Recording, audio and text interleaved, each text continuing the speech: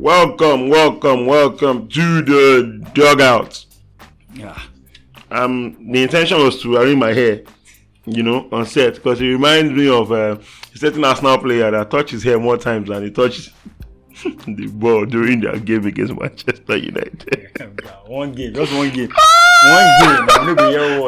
the word was until Gyökeres gets a goal, he would not cut his hair. That was the agreement. Well, we increased it now because he actually had family duties and he had to shave.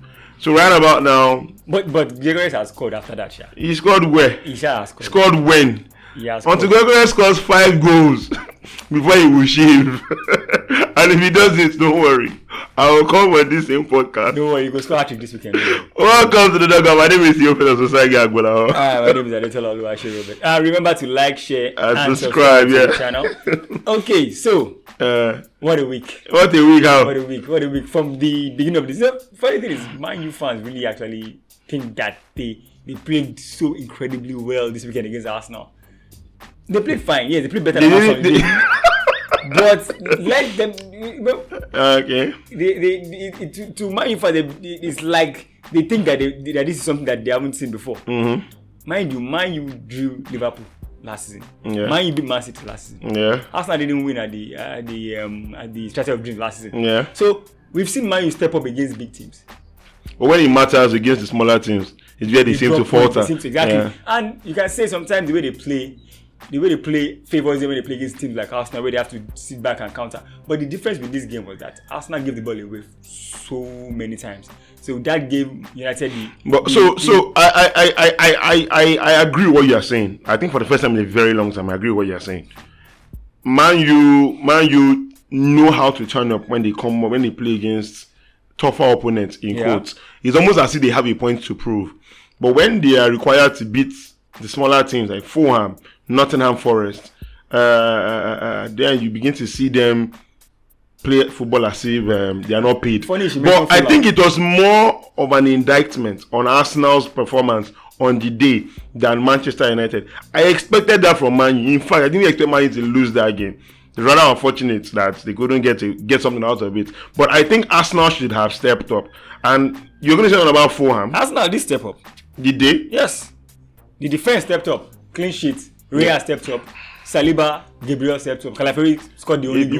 If you put it like that, I can't argue with you. But if the Arsenal offense was not it. Okay. The midfield was in disarray. But the defense kept the clean sheet and also scored the winning goal. So yes, the only that Arsenal as a team in totality. That is what I'm driving at. They didn't play. So, but then Arsenal came in with the victory. Saliba, okay. So something was right. The PFA awards were held. I think a couple of days ago, 2 days ago. Yeah. And thereabouts. Saliba is the only player that has been in the team of the year for the past 3 seasons. Mm-hmm. No other player has maintained their place in that team for the last 3 years. What does that tell you? The Arsenal defense has been good for the past 3 seasons. So if you say they stepped up, they have been stepping up. Yeah. But what has that transcended into? I'm not talking about the defense now. I'm talking about the entire team. The defense can step up on a day and considerably just one goal and not win a game. Yeah, but it's the entire team I am talking about. And the defense is part of the entire team, because what happened to the entire team? Okay. The entire team went to Old Trafford. Yes, because it was Manchester United. It was Manchester United. The entire team went to Old Trafford. Yes. The entire team played against Man U. Yes. And the entire team got something out of it. I agree. Exactly. You know, I like the way the conversation is headed. You know, I like it. This thing. I like the way it's headed. Arsenal has played as good as United in the past and lost, and Arsenal got battered for it. Yes. So exactly now is that I see. I like the way the conversation is going. I love it. I love it. What I'm driving at is this. See, whatever anybody wants to say, I'm not Arsenal fan, I'm a Manchester United fan. One thing I know for a fact is, Man U literally have to rebuild. It's something that even their ex-player that currently plays for Barcelona, Marcus Rashford, said that they have not even begun the rebuilding stage. That they've not started yet. Arsenal, on the other hand, seem to be like a team on the ascendancy. The win was not pretty, but a win is a win.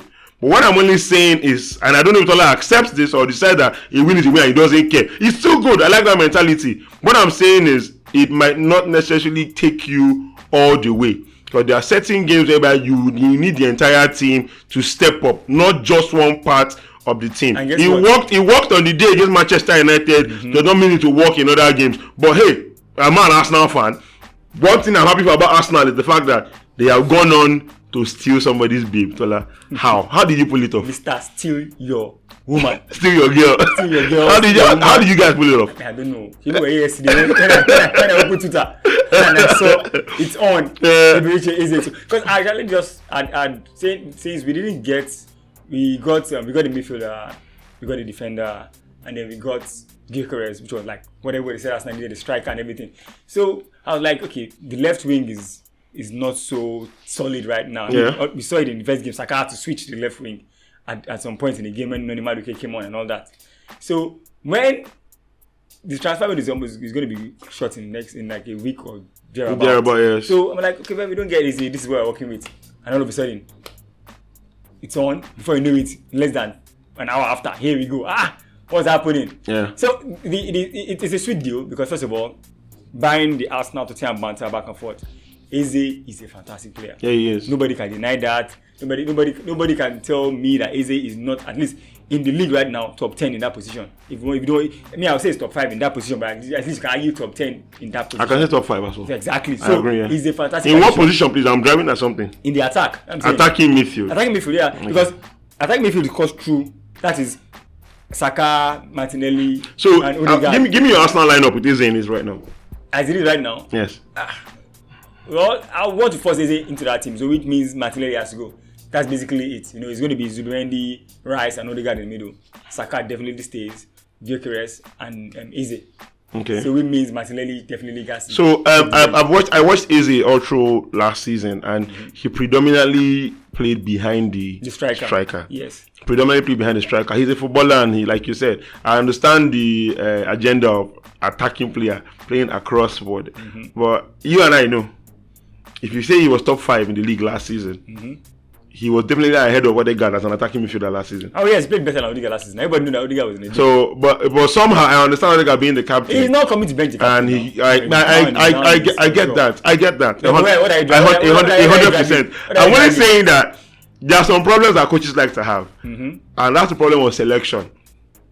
It can pose a good problem. Can also pose a negative problem, but I think it's a problem that Mikel Arteta would like to have. It's not really a problem. Really, it is a problem because if he doesn't fit in that position down the flank, it's a giant. He's played there even for his preferred position, which you and I have already established. That's where he's been playing. All right, you can say it's preferred because the only I've not heard him say that his preferred position. While Eberechi Eze, even before Wilfred Zaha left Crystal Palace, Eberechi Eze was playing behind the striker. You have Zaha on the left, you have Olise on the right.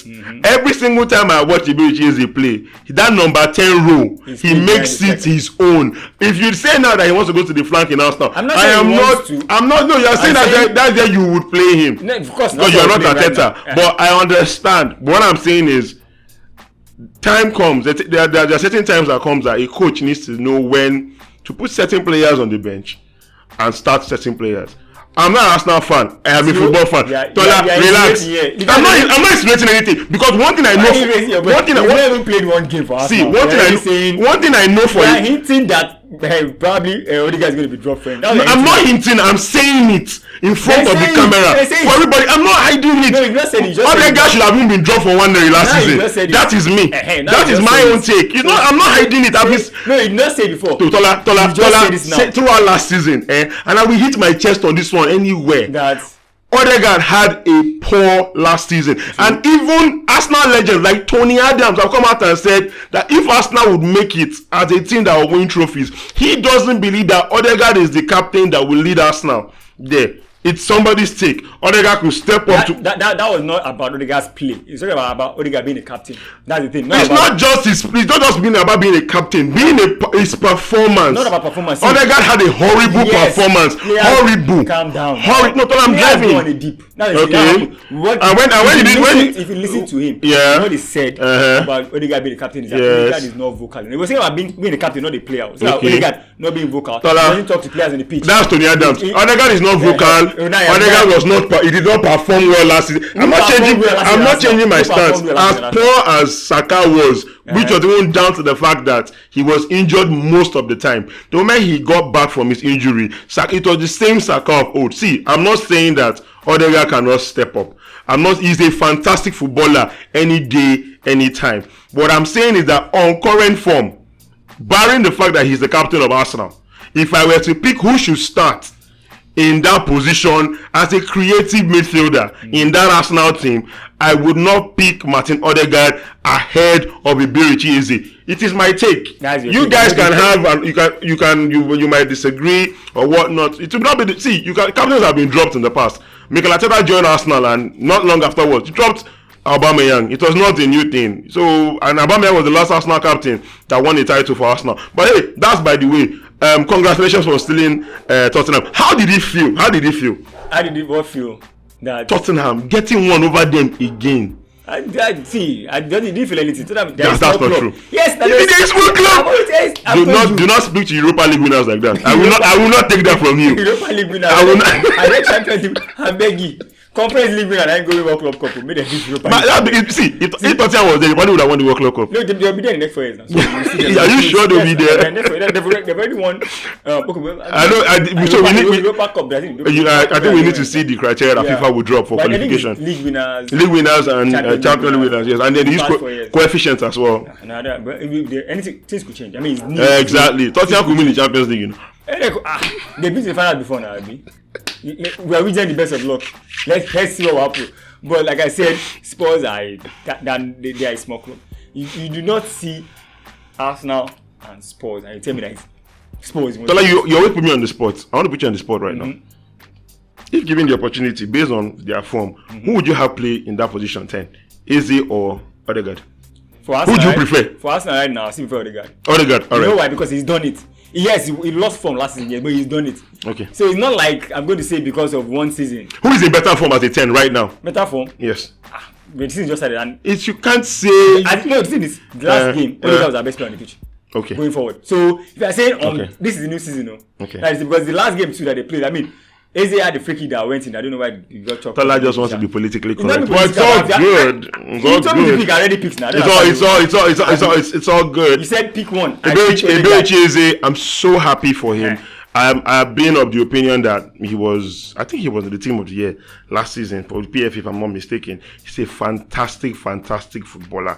And the fact that he was able to earn a move at 25 to Arsenal, I think it's something that should be celebrated. Is it 25? Yeah, I think it's about 25 if I'm not mistaken. Yeah.